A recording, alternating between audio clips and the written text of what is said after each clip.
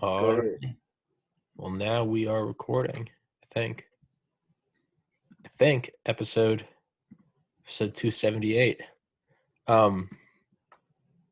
What can you explain? Like what the fuck was like the saga with like for like a month? I saw you posting nothing about like hoodies and girls taking hoodies. Yeah. All right. When's the last time you were in a relationship, Tommy? 2017, Okay. Mm, how long were y'all together for? 4 years. So you mean to tell me none of your clothing came up missing? A lot of it did. There we go. All right.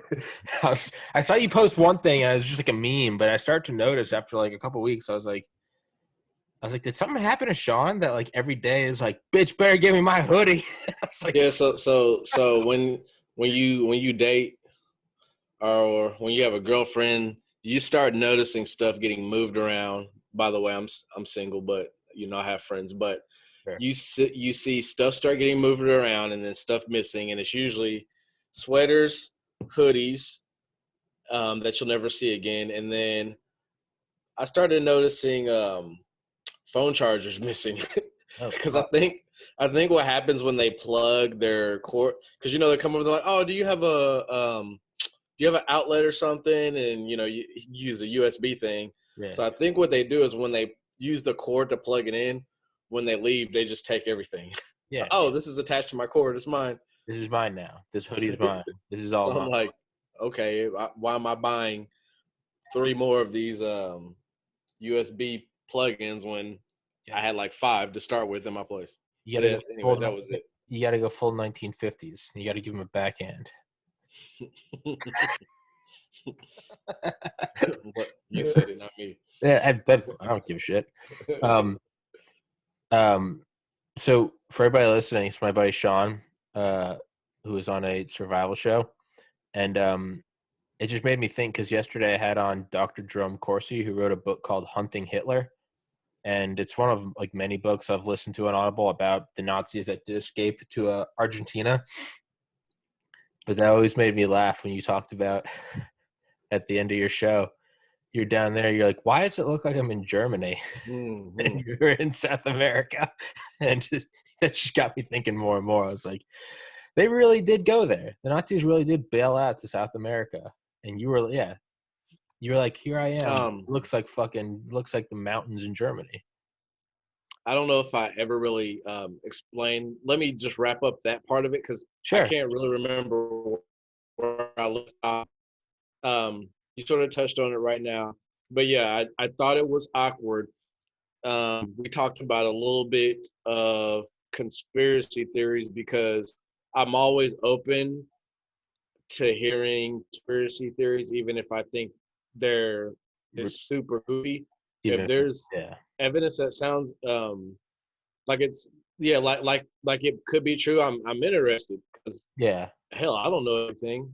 yeah. And so I even saw one about how the Holocaust wasn't actually real, and then so I was like, all right, this is stupid. But I looked into it and I was just like, I don't know. But anyways, I gave it my time. But then when I got there, I was like, okay, I don't think the Holocaust could be fake because I don't think people would just come to Argentina and build Yeah, holding for no reason, just yeah, for a cover up. yeah. Um, so yeah, when I got there, I just thought it was really weird. One of the guides there told me what had happened and how they had caught some high-ranking officials there from Adolf Eichmann. Germany who Yeah, had fled there. Adolf And, Eichmann, the engineer of the final solution. They caught him in mhm. Argentina. Yeah. um, Also, when I got there, one thing that I don't want to say caught me off guard, but um, I'm going to talk a little bit about it just because of, dang, yeah. When we first, I think when I first did your first episode, that was during Corona, but afterwards we still started having like uh, the riots and the police brutality stuff going on too. Yeah. Since I last talked to you. Yeah. So, anyways, as a black person, I've had my fair share of things. Also, let me Sure. say this: if anybody's watching this and they're going, "Oh, here he goes with this black and white stuff," I also want to say this: yes, definitely, I've experienced my thing of racism, but I also say, um, some of my best friend, majority of my best friends are white people, and I grew up in a very bad area.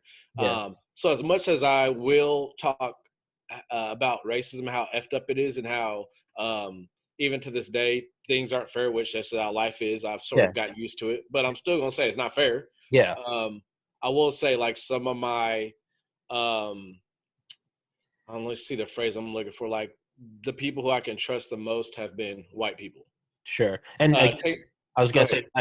say, I was gonna write down the numbers of the episodes you did because I think my listener count has about doubled since you first came on. But you were on a survival show. You grew up in a really shitty place. You were in the Marines, and you were a badass motherfucker. You were in the support detail for was it Camp David? Yeah, Bush Yeah. detail, Yeah, big yeah, ninja no. So warrior. yeah. You have pictures of Bush, you in the Oval Office. Like, you did some badass shit. Just so for some background information on who you are. I mean, I've been doing that with all my guests recently because Okay. it's my jump. But yeah, no, dude, you don't have to preface that by race this, right? It's fucked up. Shit's fucked up. You don't need a caveat or a footnote. It's fucked But up. no, I want to include that in there Sure. because sometimes I would post about stuff on social media, and then I think I would get people who are like, dude, do you, do you even, do you not like white people or something? I'm like, you can look at all my pictures, like On my but podcast, dude, I'm the whitest yeah, person. I'm the whitest person you'll ever meet. Like literal, like figuratively, and like the actual pigment of my skin. Like I yeah. glow. So I I will be your white man that vouches for you. No, thank you. But no, the reason why I even got into that because Sure. when I was in, I just feel like I need to bring that up because when I was in Argentina, one thing I also did notice is that I'm looking at the architecture of what the Germans did, and then one thing I noticed that I don't know why it shocked me, but it did is that I remember, how adults, if they see something they don't like, they can look and sort of cover it up or make a different facial expression. But I remember I would notice how the kids would look at me there because for a while I wasn't paying attention, but I just started to notice that little kids would really look at me and remind me if I talked about this. I don't think I did, but um, it dawned on me that I was probably like the only black person that they had ever seen in their whole entire life. You, Because you you got to remember, I'm down at the southern tip of South America. If you go any further, you'll be on Antarctica, yeah, yeah. and I'm like near Patagonia region. And at first, I was like, maybe I'm tripping. But the first thing I remember, I had a escort with me because I didn't speak the language, and I remember I was at this. I don't know. I don't remember what they called this type of ice cream or frozen yogurt, but they had a name for it. I went to this spot, and I remember there was this kid who was just stunned, just staring at me. And I remember his mom was holding his hand, and it looked like he had saw an alien or a ghost. And I remember he was just locked in on me, and I smiled at him, and then he just sort of like came out of it. And then I remember his mom saw him staring at me, so she had his hand and she sort of shook it and sort of like was like, "Hey, I'm sorry," And I'm like, "Oh no, like it's cool, whatever." And so he didn't look at me, and then I slowly saw his head, like he turned his head, and then he goes while he's holding his mom's It's hand. just And so that was the first thing. The second thing that really let me know that because I haven't had that feeling in a long time, or of just being like, dang, this person's probably never saw a black person in real yeah, life. yeah, yeah. And I had never saw a black person while I was there for a week. But they Sure. were all like, it was, you see some light or some dark, but like not black. Straight up black. Yeah. And I That, thought it was sort of cool because yeah. they're, kids, they don't know how to hide that stuff. Yeah, exactly. Yeah, there's no facade. There's no like, oh, I shouldn't stare. They're just like, what is that? Hmm. Like, So we go, um, my escort and I, the person who, or my guide, we went to dinner at this German restaurant. in the southern tip of Antarctica or of Argentina. What is it Yeah, doing not here? only was it the homes, it was the restaurants too. So it was like, just coincidence. We just built this little German town. We built it in the late 40s. I'm like, oh, cool. I get to try a bunch of South American food. It's like, no, just like schnitzels. Yeah. Welcome to a restaurant, Southern Argentina, yeah.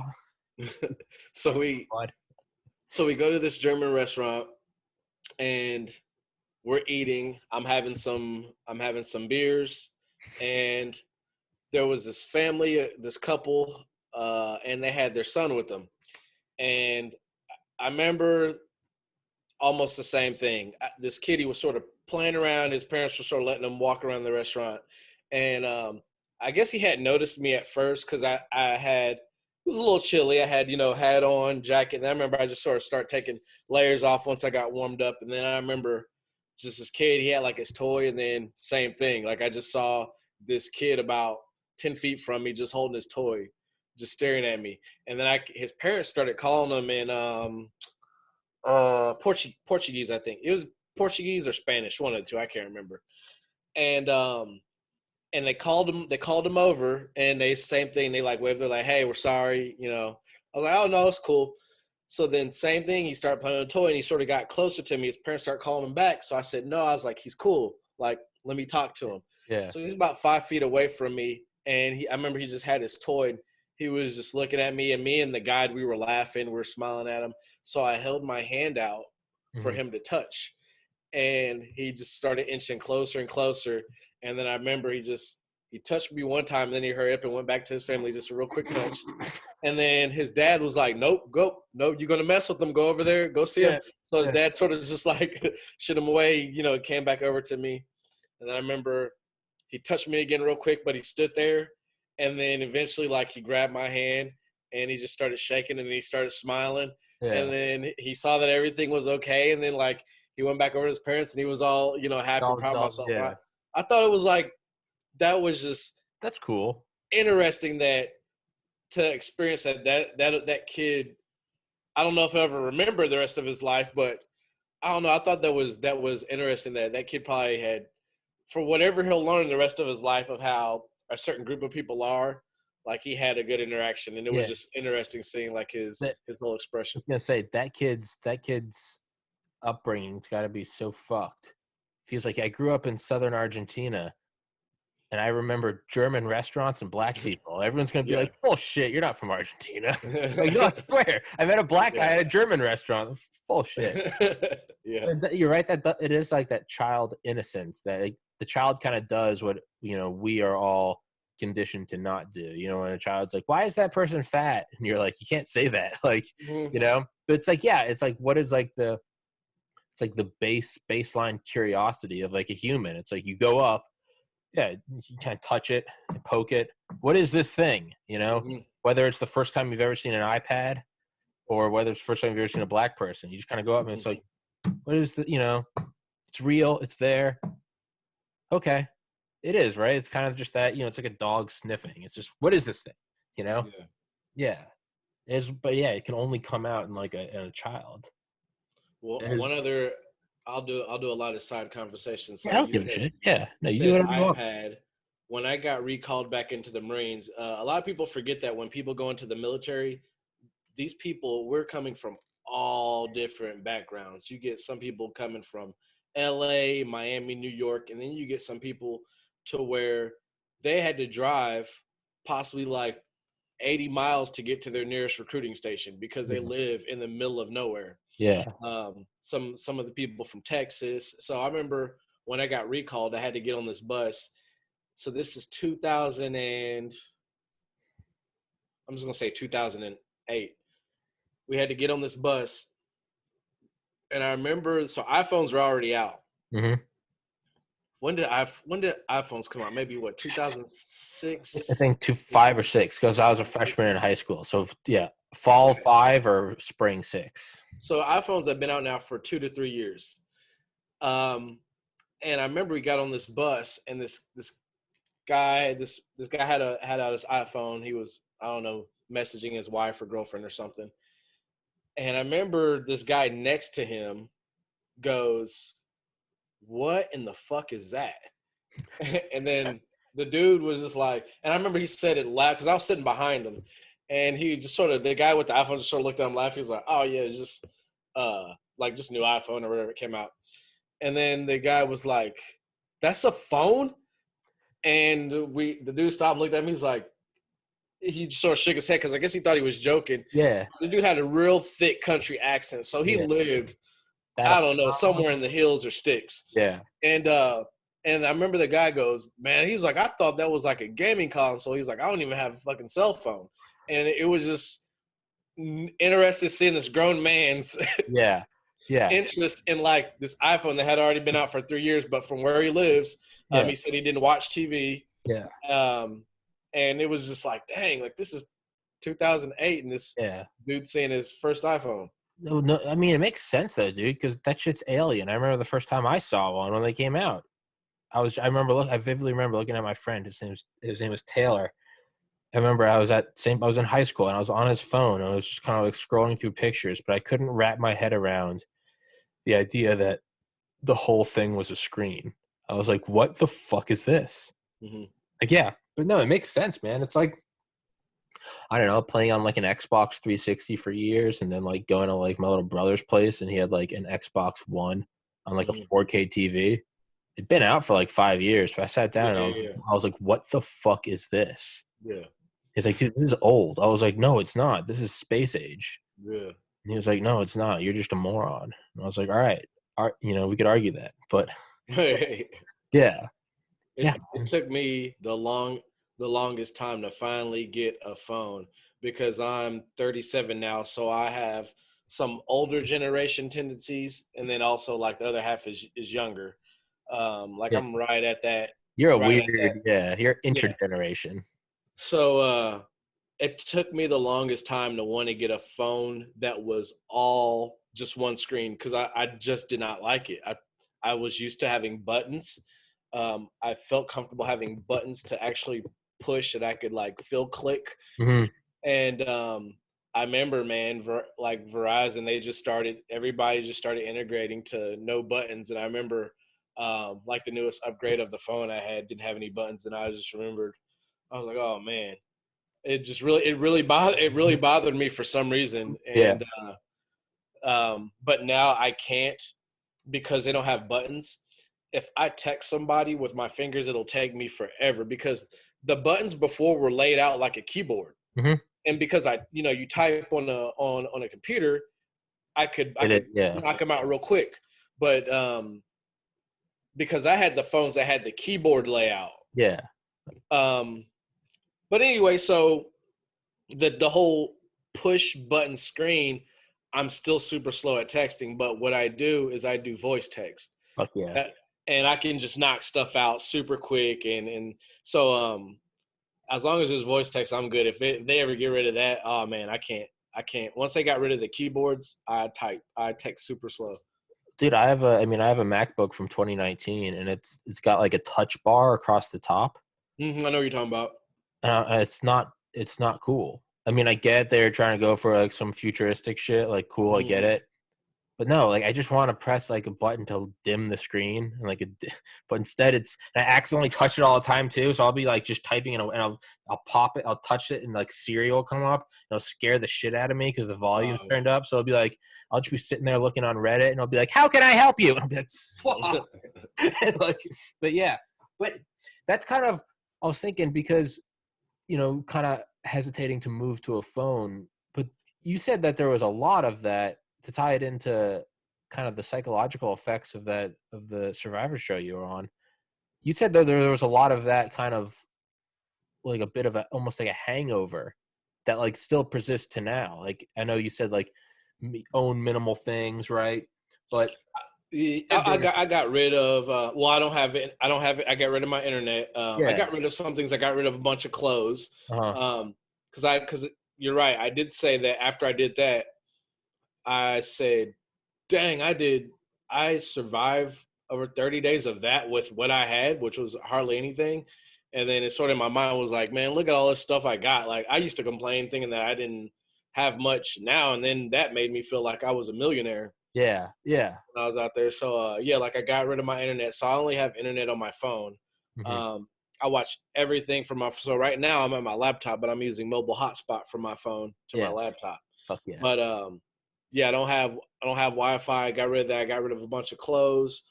Then like other little minute things that I'm still working on clearing out. But it's sort of hard. You do gain other things back, like Sure. you fall back into Hot certain shower. habits. But other than that, yeah, man, you're absolutely right. And you said, I remember last time you said that there was, and again, for everybody listening, we did several episodes in a row kind of telling the whole story. I'll find those, and I might find them. You can go find them yourself. I don't know. It depends how I'm feeling. Um, but I remember what we did leave off on was, aside from the Nazis in Argentina, was the psychological impact. I remember That's you right. said Yeah. you had to see a psychologist or a psychiatrist. Yep. Yeah. Can you go into that a little bit? Because that's what I'm curious about. Is just like, what's the decompression? What's the, I don't know, welcome back to the world. What is, yeah. When they first told me I was going to do the show, they told me I might have to see uh, a psychologist, or I can't remember what she was. And at first I was thinking, whatever, because Yeah. I'm always thinking about what I did in the military, but they're totally two different things. So when I was I'm done, turn on the heater. 1 second. yeah, when I was done, uh, in that time span of just over 30 days, I don't want to say I transformed into a whole new person, but when you're stripped of your everyday lifestyle and then you have the bare minimum to boil water, to catch fish, hopefully trap some game, Yeah. you start your survival instincts of what our ancestors did, what, thousands of years ago, maybe hell, Thousands of years ago, but had been doing it for millions. yeah. They slowly start kicking in, I Yeah. guess, depending on the person. I didn't know if mine were, but I want to say about day 6 or 7, I just felt like I started slowly transforming into fright mode, into like, okay, like we're on 5-6 days past this. We got to make a decision. We gonna quit or Yeah. and I felt like this transformation start coming around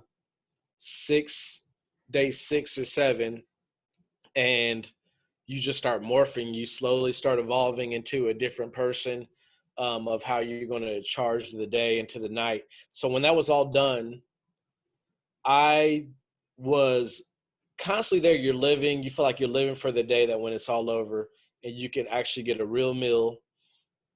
You can actually maybe see people, all the things that you thought you missed. So bang, all that's over. Did I tell you about my first meal? How I Yeah. thought it was fake and I was in a dream? Yeah. And how you have wanted everything there and you wanted it perfect. Yeah. You were like, yeah. I remember. Well, yeah, I didn't think it was real when I had my first full course meal with stuff everywhere. Like they treated me so well, but I just kept thinking I was gonna wake up because I also had to take malaria pills, so I didn't know if They probably fucking I was deleted having it. these dreams, and I was like, man, am I in another dream, like induced by these malaria pills or what? So, bam, all that's over. I go to see. I remember my first night when I was. Um, oh, I got to take my first shower, and that I thought I almost cried. I thought I was about to cry when I took my first shower. Fuck So I yeah. thought I was going to cry when I had my first full meal, and I thought I was going to cry when I took my first shower. Um, I stripped my clothes. I'm in this little small lodge hotel room. Um, Strip my clothes. I remember I'm about to get in the shower. This is about to be my first shower in over 30 days.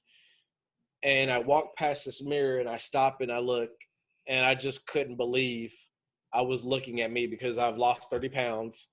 I don't want to say I'm covered in dirt, but I mean, 30 days of taking a shower, like, You're yeah, dirty. you're dirty. Yeah. And I just remember looking in the mirror because I haven't been in front of a mirror in 30 plus days. Yeah. 30 plus days, which felt like 6 months. Yeah. And I remember I was so dirty. I was trying to shampoo my hair. A lot of you guys won't know this because you probably haven't gone 30 days without taking a shower. But I remember I was trying to lather my hair, and I was like, man, this is some cheap shampoo. But it was so much dirt and grease and stuff in there that I had to get. It took a while to get that out Yeah. before I could get a lather. Yeah. And Physically remove like that surface all of that hair. Yeah. sweat and gunk and build up in Yeah. there. Yeah. And the same thing was for just like even the soap. And I remember just looking down and just all kinds of filth just coming Yeah. off me. And Bet that felt immaculate though. I think I was in there for about 40 minutes. Yeah, it probably was a religious experience. It's Yeah, literally it like felt great. washing away my sins. It It's felt like great. it's yeah.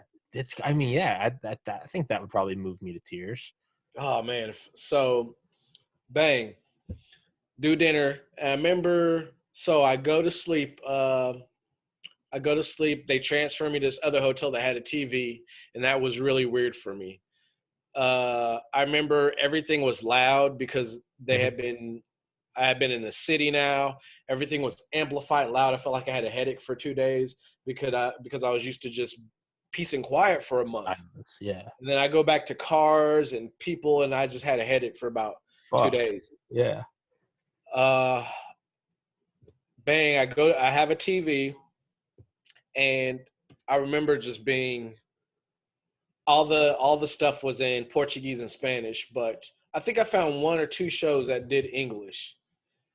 But I remember I don't know what happened. I was just fixated on the TV and just I felt like I had been gone for a decade. And I Yeah. felt like I was just trying to catch up on Yeah. all the stuff that had happened in a month and a half to 2 months. And it was really weird. I was just trying to decipher what was going on. And then um, that was during the time the last election was going on with Trump and And Clinton.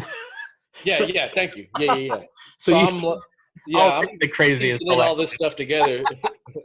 It's already the craziest fucking election in history, let alone coming out of 30 days in the wilderness. You're like, Oh what? yeah, that's why I felt like I was in a time machine or something. So that night before I woke up, I remember that I thought I was gonna have the best sleep I ever had, and because I never really slept a good night out there, because Yeah. it's whatever. I just didn't. But Yeah. I remember I had a nightmare. I had been so accustomed to being out there, I wasn't ready to be back in Yeah. normal civilization because I remember I had a dream. Also because I had been accustomed to, I felt like a native lifestyle out there. Yeah. So I had this dream that I was out in the dirt there and I was gripping on some of the sand and dirt out there. And I was telling myself that this probably isn't going to make sense, but this is just what happened. Sure. And I was telling myself like, okay, I'm still out here. I'm still surviving. Mm. And, but it was pitch black at night. And I was like, okay, cool. I'm still out here. They didn't take me away yet. Yeah. Because I still thought that I was in the challenge. And then I remember I woke up and I see a roof over, I see the TV, and I remember my heart was beating hard because I was like, what happened? What Yeah. happened? How did I get Yeah. here? And then I remember I felt like I was about to cry then because I Yeah. wasn't really ready to be back. And then so they put me in touch with I talked to the psychiatrist, psychologist or whatever, and we were on the phone for about an hour. She asked me all these questions, how I was feeling, and I was telling her what I was going through. And she was telling me like everything I was going through was common of what people went through who were like POWs, people who Mhm. were on the show, who are done other shows like Survivor, are Naked and Afraid. And she was telling me like these different, I don't know if I want to call it a syndrome, but it's like, I guess, a temporary type of syndrome Yeah, that kind of like a Stockholm syndrome almost. people get from being out there. Yeah. And it takes a lot for them to adjust, getting back to normal life. And that was like a big reassurance because it's hard to talk to somebody about it. I can't talk to any of my normal friends about it because they don't Sure. know what I How, went through. So it was yeah. good to talk to her. And then when I finally got back to the States, I got in touch with a guy who owns like a survivalist facility, and he had spent a lot of time in the wilderness. And then those two things helped me cope a lot Yeah. until I felt normal again. Yeah. What did the so what was it? Just talking to the doctor and then being like, "This is like a thing. Like, don't worry, you're not going crazy. Like, this Yeah, does you feel happen." weird because you feel alienated. For Yeah. instance, if you talked to the POW, the guy from Black Hawk Down, right? Hmm. So if you were in his shoes, when you get back to the States, Yeah. you're going to know that you just went through hell. And since you went through hell, how many more people are going to understand what you went through? Yeah. Probably not nobody, unless there were another POW from the Vietnam era Yeah. or Or something like that. yeah. Well, I was gonna say like, or like 2014, like lost a sibling to suicide.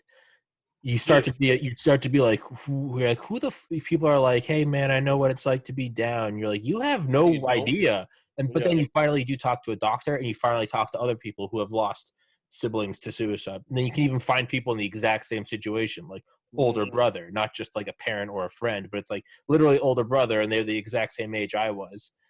And you talk to them, and it gives you a certain peace of mind. It doesn't make it hurt any less, but you're like, oh, when you hear someone else say the same shit that you're thinking, you're like, oh, thank God. Like, you're like, okay, you thought this, like, yeah, you have these dreams and you think this, and you're like, oh, thank God. I was like, okay. And they're like, yeah, like you'll survive. You're like, okay. Mhm. They're like, it's fucked up, but they're like, you'll survive. And it's, yeah, a little, that kind of helps you. It kind of helps you, gives you a little freedom to fully experience like the trauma, because you're like, okay, Mhm. like I'm not going crazy. These are just like, these are the steps of grief that I have to go through. You're like, Yeah. okay. So that's probably, yeah, you were like, I'm gonna throw away my clothes. Like I don't need anything. Like I gotta be ready to ride. Like, I've got to be able to like hunt anything. And it's like, that's normal. Like that's normal. Like, is that what you're getting at? That. Then also you think I really couldn't wait to get back to see my friends. Hmm. But then when I got back, I didn't want to see my friends because I've been by myself for so long. Yeah. And then when I went to go get groceries, I didn't want to go in the daytime because there was too many people. I only wanted to go late at night, or I would go to a place that was open 24/7 Yeah. because I wasn't really ready to be around all these people. Yeah. Um, and I remember just a bunch of my friends hit me up, texted me like, "Hey, when can we see you?" And I just wasn't ready yet to be bombarded with questions. And Yeah. and another thing, this was funny to me, is man, you think hunting out there and catching stuff is totally different than in the States because you're around animals that also haven't had much human contact, if any. Oh yeah, you're right. Yeah. So that hit me hard because check this out. Behind my sliding glass door is a nice little, either a big pond or a lake. I guess it's just a huge pond. But there's ducks out there right now. There's geese out there right now. I can get within 5 feet of them. So I remember when I was dropped off my first location, I could hear these ducks, and I remember I found this little pond, and I was like, oh my gosh, there was 5 or 6 ducks on the edge of this pond. I was like, thank goodness I had this net. I was like, I can just walk up probably 10 feet and just toss this net over them. I fucking got food. I'll keep like maybe like a few of the ducks alive, like have this netting over them. Yeah. And I'm like, awesome. Like, thank goodness. Praise the Lord. Cause I'm thinking this is how the ducks are where I live at my lake. And So they see you and they're like, it's the first black person they've ever seen. They're like, what the fuck is that? So I remember I had saw these ducks and I was like, all right, I've set my stuff down. Let me relax, get stuff settled. Let me get this net. Just walk over there, get tent, and just launch this net. And bang! Now all I gotta do is get this fire started. I don't have to worry about these ducks. They'll be under this net. I thought I was smooth, man. I had my net over my shoulder. By the way, these ducks are probably about maybe 300 feet away. I'm walking. I'm not even loud. I'm just walking over there. I get within about 200, 250 feet. They're just gone. They like look over and they're like, they just fly off. And I remember I had the video camera in my hand because I was sort of whispering. I'm like, because they like for me to document it. Sure, I'm like, all sure. right, so I'm gonna walk over here to these ducks. I found food. Ducks where I'm from, I can get within 5 feet, throw a net over them. I'm good. So I got dinner secured for the night. I'm talking. So I have the camera rolling.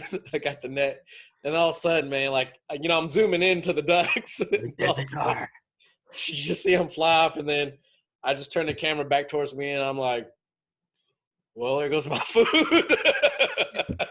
I'm gonna get these fucking bugs. And So fast forward a month and a half later, I'm not even thinking about this situation. I come back home, I'm checking all this mail that I got that my friends have been picking up, and I go outside. I see these ducks just chilling, looking at me, laying down, like not even bothered. I'm like, I was so mad, like, why could have you not been? Fuck off. So, Fuck off.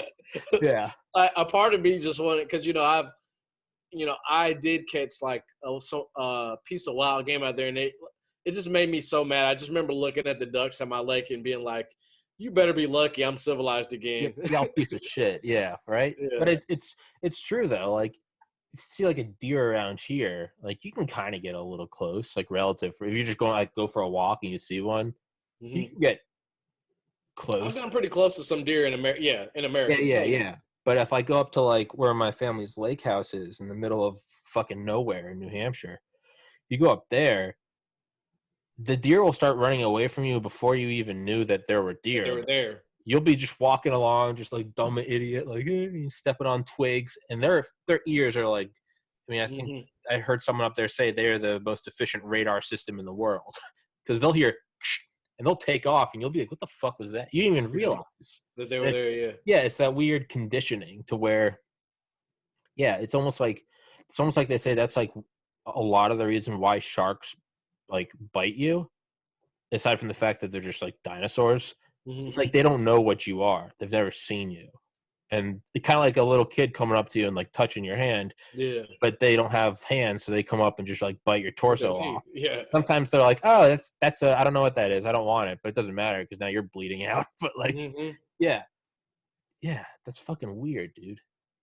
What was that was a bit of the psychological stuff, that random stuff that I dealt with just coming back.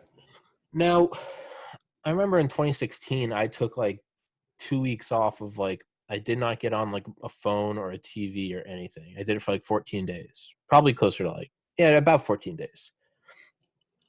And like the first couple days were like difficult. And then I started to just find like these like deep levels of like serenity and peace. And eventually I got bored. But for like 10 days in the middle, it was so peaceful because it went from hearing about everything that I should be scared and fearful and angry about on the news, X is happening, Y is happening, Z is happening, to just like, it was only what was within my line of sight and earshot. So it was just like, well, there's no bears trying to eat me. There's no one banging at my door with a gun. Yeah. So it's like what I saw in the news is this is happening in Africa, and President Obama X, and presidential candidate Trump Y, and you're just like, oh, the fuck the economy, and you're just watching it. But then versus like when you actually are just there for 10 days, just kind of looking around, like Athens, Georgia, just birds chirping, sorority girls going for a run, see some just two dudes, drinking on a porch. It became very peaceful. And it's very peaceful because I still got all my amenities. I was at home at any point. I could have broken my little fast, if you will. No. Not the same, so I have a fridge full of food. I'm not hungry. So it's not the same.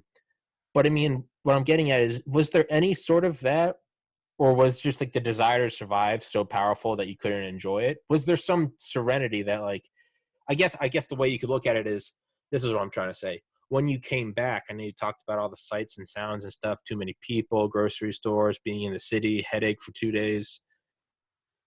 Did you start to notice that, like looking at the news, did it become apparent? Because when I finally did, after 14 days, turn on the news again, I was like, it wasn't just something I was used to, like, oh, turn on the news. I remember turning it on. I was like, what is this? This is so negative. I was like, turn this shit off. Like, why am I piping that in? I don't know if I'm making sense, but did you have any aspect of that? Or were you just so hyper focused on surviving you probably weren't like, hey, it's peaceful. You're like, I'm hungry and tired. Uh, Where as I was going with that. as soon as soon as they said, "Hey, we're starting now," you got to remember there's a big lead up to it. Yeah. So I slowly, well, even before that, they took my phone a week before it even started. Okay. So, and then on top of that, I wasn't really allowed to tell. There was only maybe 5 or 6 people that knew why I had left the States. Okay. So the rest of the other people didn't know what the hell was going on with me, Yeah. because the people that knew were my emergency contacts. Um, so by the time like everything was ready to go, there was not really much for me to miss because I think they did that for a reason. They prepped me that week before of sort of taking everything away, so it wasn't just like Cool. I'm up Yeah. FaceTiming people and then hey, Pamp, all right, go out, like kick me out heck, what's that vehicle called? Not a truck, not a car, but in between. ATV, No, like a Suburban or SUV. SUV. Yeah. Yeah. But no, I was already so once I stepped my first foot out that truck or SUV, man, I wasn't worried about now. Okay, at nighttime you do start thinking about stuff. That's different. You start thinking about if people care about you and I remember I'm thinking, man, these people probably don't know what I'm going through out here. Like my friends are probably all back at home, stomachs are full, and you're looking up at the sky and stars and you start feeling sorry for yourself. And but yeah, those nights I did, but daytime for the most part, no, I was just trying to boil water, Yeah. have clean drinking water, and hoping you catch some fish, and trying not to get annoyed by mosquitoes. Yeah. I know. I remember watching this thing on like the I don't know, fucking Discovery Channel, but it was these people out in like the wilderness in Alaska, and some of them been out there for like 30, 40 years. And it's just, I remember like one of them was just this one guy and his wife. They have like their own little hut, and like they're not like starving and afraid, like because they've learned how to like live off the land. They've learned how to store food, Mm. but they talk about just like the general, just like how at peace they are, because it's just like every day, like they know what they have to do. Like they got to go get a bucket of water. They got to, they got to get wood for a fire. They got to cook the meal. But that's all they're doing. There's nothing else. There's no like, what's going on the news, or it's, oh, my 401k. It's just like, we have food, we have fire, the clothes are dry, we're good. And I remember someone asked them, they're like, what did they think about, this is in like 2010. They're like, so like, you didn't even think about 9/11. This guy was like, what the hell is 9/11? This is 9 years after September 11th. They like informed him. He was like, "Oh my god, yeah, it's terrible," but he didn't even know about it. Yeah. And like,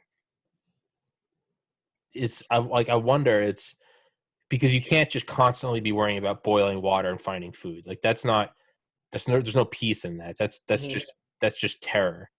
But like, if you can get the bottom rungs of the pyramid of hierarchical needs taken care of, shelter, food, water, clothes, safety, man, I feel like you could, if you did it right and if you wanted to, like you could hit a sweet spot of where it's just like, dude, I just worry about chopping wood, getting water, cooking the next meal, going to bed, doing it again tomorrow. If I had the ability, I mean, it's not for I me. I'd never fucking do it. I love the internet. I well, love Xbox. if I had the ability, I would like to live a mix of between what I'm doing now and a mix of what I did out there. Yeah. Which obviously, if I had like the financial background to just, or maybe I was even, if I was just rich or whatever, where I could do a month of, or no, I'll take that back. Do maybe 3 months of my everyday life right now, and then do a month of solitude or something like that. Yeah. Yeah. That would be Because I think both are healthy. Yeah. I think being a human, being social is great, which I believe it is mostly a necessity. I mean, you talk about people who have been time in prison, they get put in the hole. Yeah. That tears you apart. That's the funny thing to describe about it. They're like humans are social creatures.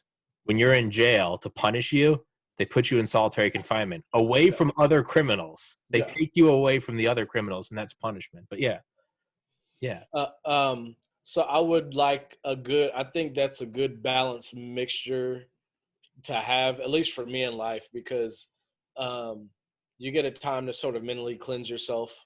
yeah, Even like you said with your phone, I feel like it's a mental cleanse yeah, to do once or multiple times a year.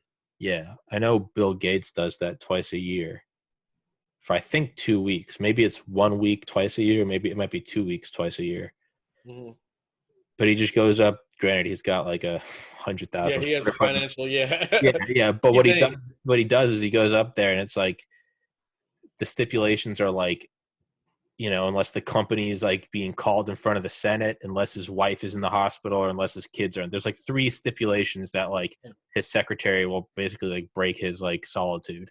But Hmm. other than those, he just kind of like stays in his house for like 2 weeks with no input. And he says it takes a couple days to sort of detox. Hmm. And then he says he gets like super clarity, and that's where he addresses like a lot of internal things, and he'll come up with solutions for problems and then go back into the real world. That's Hmm. a very idyllic thing. Who the fuck can just take 2 weeks off? But Yeah, no, I mean, that's, yeah, if I can make enough money on this podcast, it's something I would like to do. Yeah, I would maybe go three. I don't know. I feel like, I don't know, 3 months. I think I could probably do like a week at a time, but just take a that's week. a good starting point. Yeah, yeah. Not trying to be unrealistic, but just a week off at a time. Hmm. That's a good week. 3 days to a week is a good starting point. Yeah, yeah. And that's the thing is, I've thought about doing that once a week, but Sean, are you okay? You look like you're hopping all over the place. No, I was sitting down, but now I'm standing up. Oh, um, it's yeah. Because I've thought about doing it one day a week, but the thing is like I don't think it's the same because like it takes a couple days for it to No, actually yeah. kick in, right? It'd be like if you said, "Oh, I have one beer an evening." It's like, dude, just save them all for Friday and then have 7 on Friday. Right. Yeah. And it's like Yeah. get fucked up, have a ball, and then go do Get your back into like the normal. 6 days out of the week, right? That's what I think it has to be. It has to because it takes a couple days to kick in. Um, for now, did it have an effect on you? Seeing the night sky, was there like a psychological impact of because even if I decide to sleep outside, right, like obviously I could go do that, I could just go lay on the porch, but even now it's like I'm near a city, is light pollution. Was there a psychological or a spiritual impact in like seeing the night sky every because again up at my lake house in the middle of nowhere, you step outside at night and you'll get vertigo, you get dizzy, you'll step outside and you're like whoa. It's almost like if you thought you were on the first floor of a building, or like a hotel, and you step outside onto the porch and you're like 50 floors above Manhattan. It's whoa. You step Hmm. outside of the lake house and there's no cities for 200 miles. So you step outside and you see so many stars. I mean, it does, you get a little dizzy because you're like, oh, fuck, I'm on a rock in space. Okay. You're like, oh, but the more, if you look at it every night for like an hour, even with the windows, like, there's so many stars that you just look outside at night at the windows and they fill up your window. Hmm. And that always has like a spiritual impact on me. I start to like ease, it takes like a day or two, but I sort of ease into it. And it's very like, oh, I am in the middle of a galaxy. Like you very much start to come to like weird peace. Did you find that at all being in the wilderness? Not at the nighttime. I did in the day because at nighttime, every location I was at had predators except my third one. Okay. Yeah. So when that sun went down, I was under my shelter because Yeah. Yeah. first location was just the Cayman and what was it, Jaguars. And then the second one was pumas, mountain lions, cougars are the same thing for the Yeah. most part. Yeah. Third one, I didn't have any predators, but I had just got used to being to getting under my shelter but daytime definitely, because now daytime you can see. I want to say and the longer you go, the more you start having that feeling and presence. Mm-hmm. So my second and my third location, I'll tell you this, one of the people who did the show with me, even though we're all in different locations, I think she's atheist, but I talked to her about it when we were all finally got each other's contact. Uh, she even told me, she was like, "Yeah, I started having like spiritual connections," Mm-hmm. and because, like I'm saying, your mind and body and soul's getting cleansed, Yeah. so you're not distracted by all these other things. It's just you and Earth Yeah. in Yeah. nature. Yeah. And so I remember what I would do on my third location.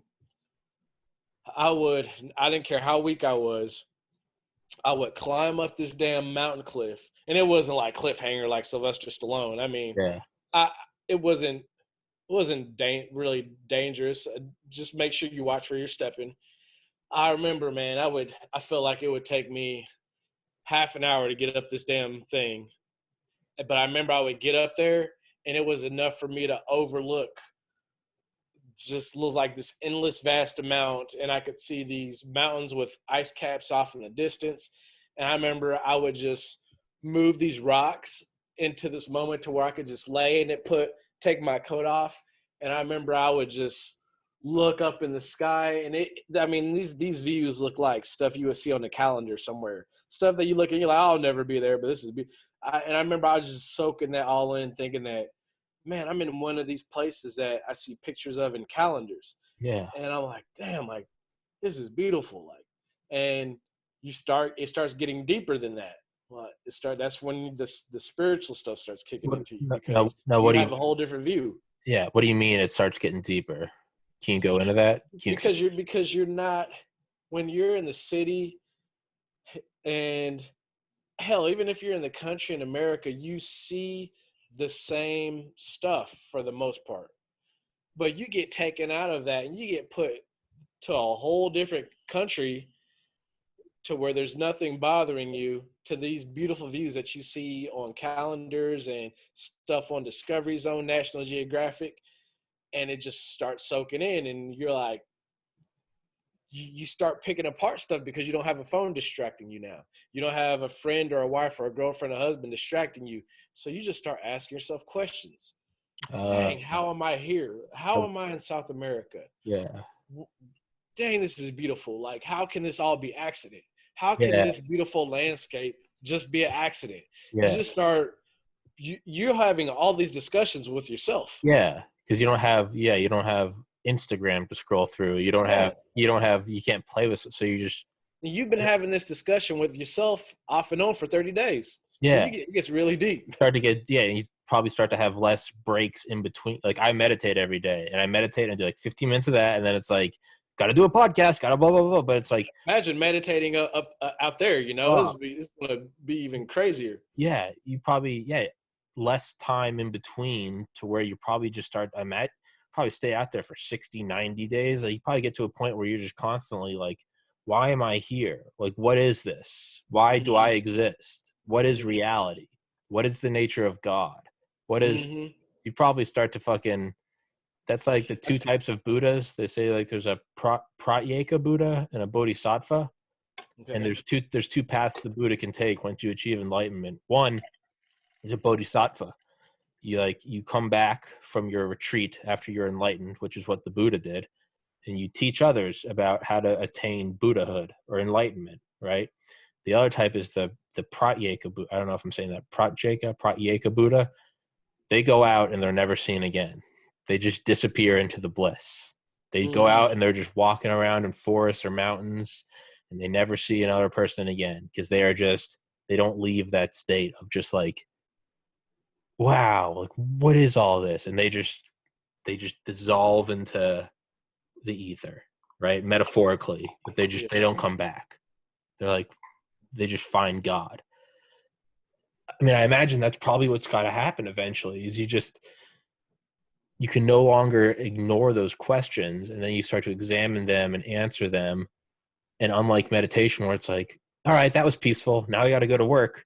Mhm. You're just out there. You're looking at like rivers and ice capped mountains and stars and lions and elk and shit, and you're just like, yeah, why would you, what is the value of coming back? Like, you have found the apex.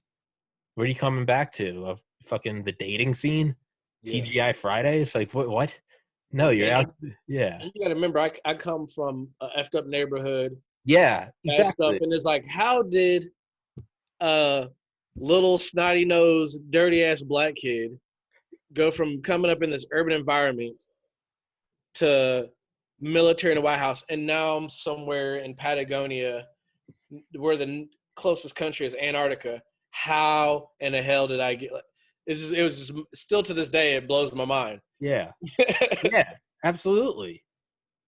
Yeah, yeah, you're right. Because I'm from the fucking ghetto, and there I am taking pictures with George Bush, and um, Near Antarctica, probably now worse. I'm walking around, probably gonna bump into 100-year-old Hitler or something. Like, Yeah. fuck. So those are the discussions that I would have with myself, Yeah. and it would just be endless discussions, and it was like, I don't take for granted anybody who's watching this. I also want to say this: whoever watches this, whether you're religious or not, uh, that's cool. But you go through these steps, whether you are or you're not. Like I said, my friend who was on, well, we're friends now because of the show, but she was atheist. She was like, I ain't gonna lie, I had spiritual relief out there, Yeah. which I didn't intend to happen, and but these are discussions that you have with yourself when you're not bothered, because you got to ask yourself, when is the last time you have not been bothered for a month? Like, you probably, a lot of people probably can't answer that. Fuck. Between When's the last work, time I've gone an hour? yeah, yeah. So for people who are like, no, I would never, you don't know until you've had that much time literally by yourself Yeah. in a foreign place that you've never been to. Yeah. And it's almost like a weird microcosm. Hold on, what time? You want to do like another 5 minutes? Yeah, yeah, yeah, yeah, yeah. It's almost like a weird microcosm of like humanity as a whole. It's like where you went out and did that, and then you like came back to like, society. It's almost like humanity was doing that for millennia, and right now we're taking a break from that, and we've built society. Mm-hmm. But it's like, instead of going for 30 days, we did it for 30,000 years. And it's like, now we're doing this thing, and it's like, maybe this is just temporary. We're doing this whole society thing. We started with the pyramids, now we're here. We're on like a 10,000-year run. Maybe we'll do another 1,000 years, and then I don't know, nuclear war. I don't know. We'll go back into the and we'll go do that for 1,000,000 years. Mm-hmm. It's like, maybe this is just a little break, or like the opposite of a break. This is our city. This is our.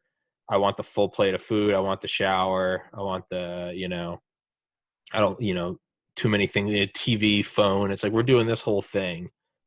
And like, the reason it seems like it's getting crazier and crazier is maybe that's like society as a whole being like, okay, it's time to go back to like the basics. It's time to go Mm-hmm. back to, I don't know, but I don't know. It's like what Terrence McKenna said. He said humanity is just a 25,000-year dash from the trees to the starship.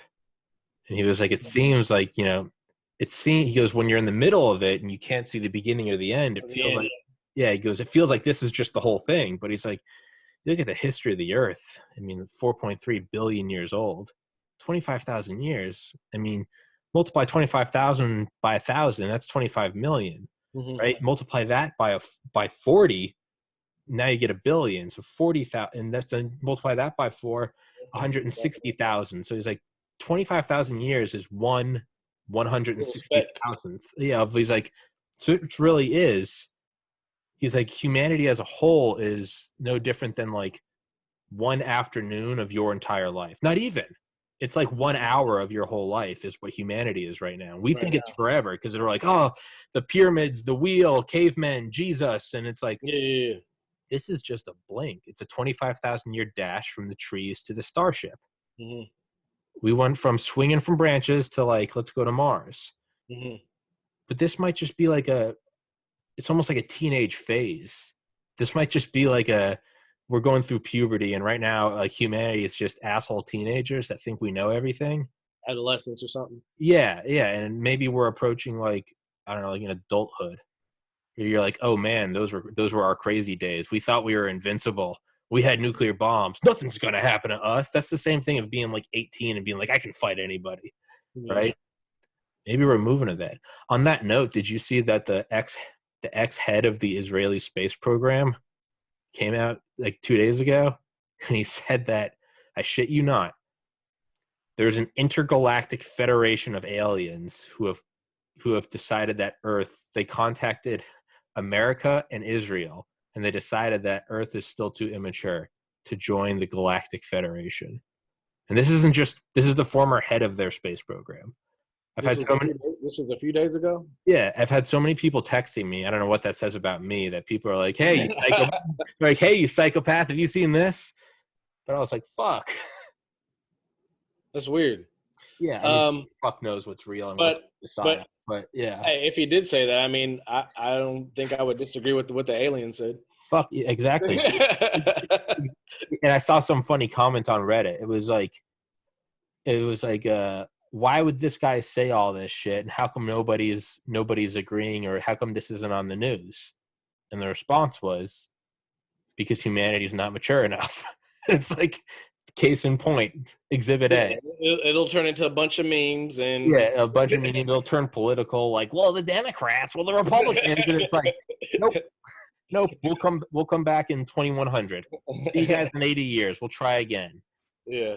And we're like, well, let me tell you about those aliens. They better be paying taxes, because here in America, my family's been here for 5 generations, and I'm not going to have a bunch of aliens from Mexico or from Alpha Centauri. We got enough illegal aliens. Look, I'll tell you what these stars and stripes means. I don't want any gray. There's going to be a bunch of racial slurs for aliens. Like, I don't need those big heads coming down here. Like, it's going to be like, oh, Grandpa, roll back a bit, you know? Yeah. All right, well, on that note, let's wrap this bitch up. But before we go, man, I like your hoodie, man. I can't tell what that is, but it looks also. I made it. You went on the website and made it? I made the design. Yeah, I made this design. It took like 80 hours. I made it. I made it in late 2019. Okay. But it's let's see. It's got aliens. Some newspaper stuff. Yeah, well, then it's got Bob Lazar. Okay. He was on Joe Rogan. He's the guy that came out in the 80s about Area 51 and flying saucers. Yeah. The newspaper it's the 1947 Roswell newspaper from where the flying saucer allegedly crashed in New Mexico. Right. That's the pocket, and the wrists are the newspaper, so you can actually read the article. And then everything else is just a bunch of like engineering drawings of like what they said like the UFOs looked like. Okay. And what I did is I made them all white, and I put it on a blueprint because I wanted it to look like an engineering schematic. Yeah. And so I made this fucking sick hoodie, dude. Yeah, I like it. Don't let a chick wear that. It should be gone. I'll be like, man, what happened to your hoodie? Man, I should have listened to you. Like, Sean, I'll tell you a story about it.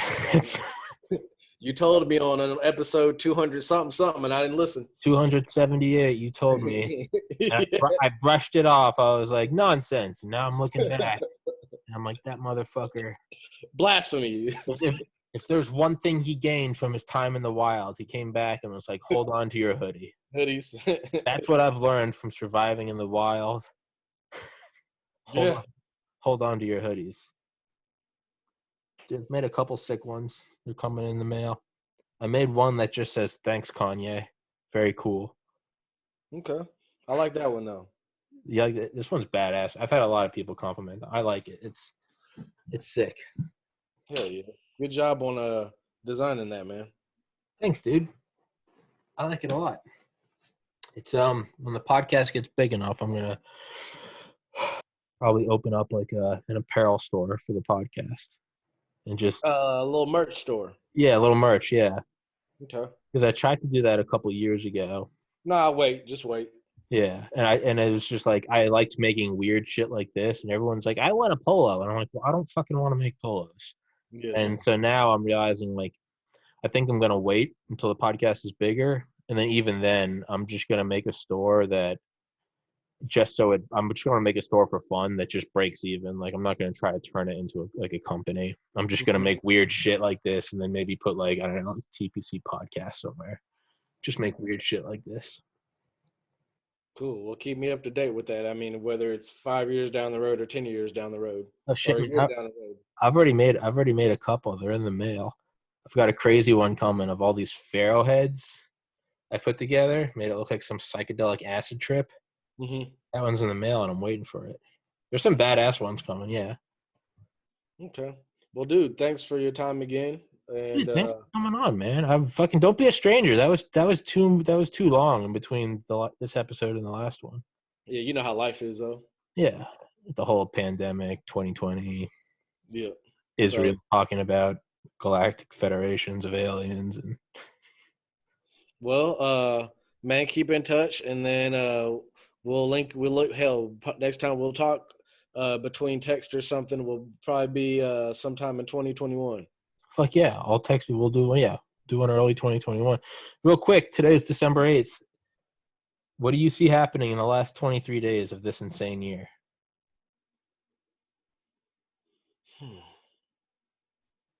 I think I like to see what happens when no, the inauguration happens in January, right? But the Electoral College votes on the 14th December.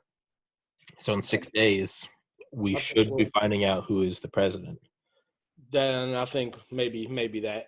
So we'll see. I think that will be the last. That will be the last big hurrah. Could be, but then you got to remember after that, Who the fuck? nothing's just going to disappear on people thinking that January 1st is going to be like, okay, everything. No, it's still going to be. That's what I've been saying. Thank you. That's what I've been saying. I'm like, yo, it's like I'm ready for 2020 to be over with. And I'm like, you realize. Like there's no. It's not like this is. Thank you. No, the podcast isn't over yet. We need to go into this for a second. Hold on. All right, you go. You go first. You gotta go to the bathroom. No. You go say it, and then I gotta say something. Okay. But that's what I've been saying the last couple episodes. I was like, why do we think that this is just? It's not like a TV show, or it's not like a crazy football season, right? Oh, we're in seventh overtime of the Super Bowl. Like it eventually does end. 2020 just like there's no. What's December gonna bring? Like it started in January, and then it's just kind of been crazy. But like all these crazy events, like they're seemingly just happening. Why the fuck are they gonna recognize our Roman calendar of 12 segments of a year, or even what a year is, a rotation around the sun? Mm-hmm. January. What I think is going to happen is like January 1st, the Queen's going to die, and the Statue of Liberty is going to fall into the harbor, and it's going to be like, we're just getting started, bitches.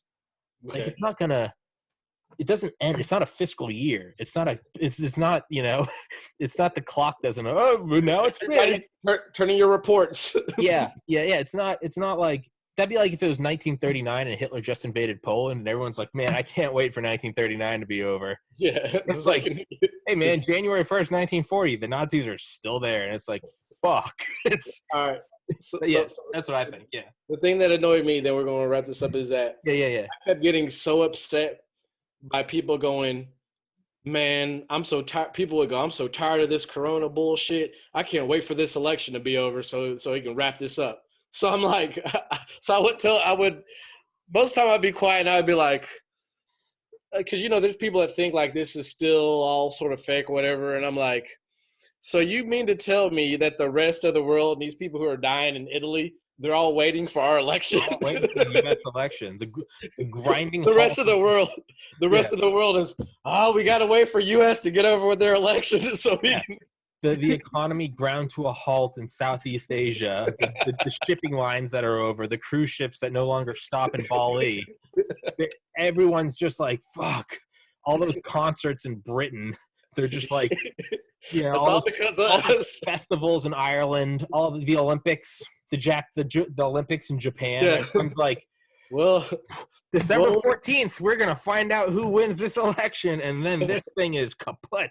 Putting this behind us. the Olympics are like, yeah, well, we can't do the Olympics this year because we're waiting on the damn U.S. and their election to be over with. I mean, well, fuck, dude. That means one of two things: the whole world's retarded, or that America has unimaginable power because our elections control viral pathology. I did piss a few people off because 2 days after the election, I posted, "Man, I'm glad this is finally over and coronavirus is done with." Oh, thank God, it's finally gone. Right? It's finally gone. Why don't we just outlaw coronavirus? Why don't we just make it illegal? Good news. The House passed a new bill. COVID's illegal. Oh, man. Well, fuck. We did it. No, man. January 1st, some shit's going to happen. We're finally through, and fucking Atlantis is going to rise out of the ocean. Or a big UFO is going to land right on the White House lawn. Something. All right, dude. Happen. All right. Well, we're just straying off into insanity now. But, yeah, dude.